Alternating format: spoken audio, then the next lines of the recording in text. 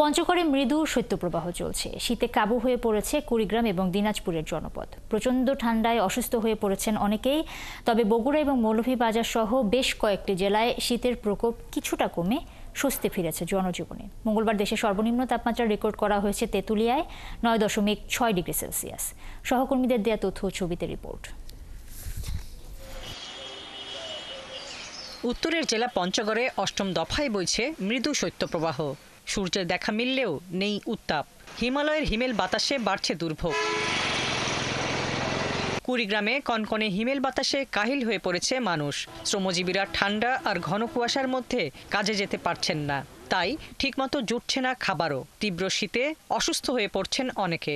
Diarrhoea ও নিউমোনিয়ায় আক্রান্ত হচ্ছে শিশুরা। ইতিমধ্যে আমরা 1 লক্ষ শীতবস্ত্রের জন্য রিকুইজিশন দিয়েছি। ইতিমধ্যে 45,000 পেয়ে গেছে।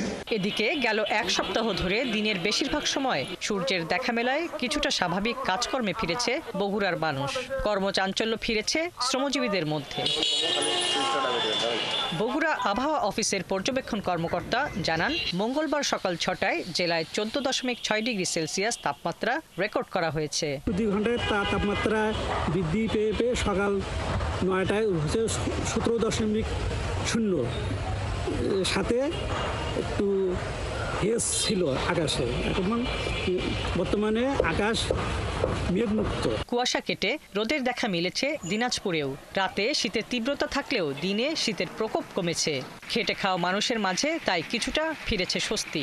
জেলায় সর্বনিম্ন তাপমাত্রা রয়েছে 11 ডিগ্রির ঘরে।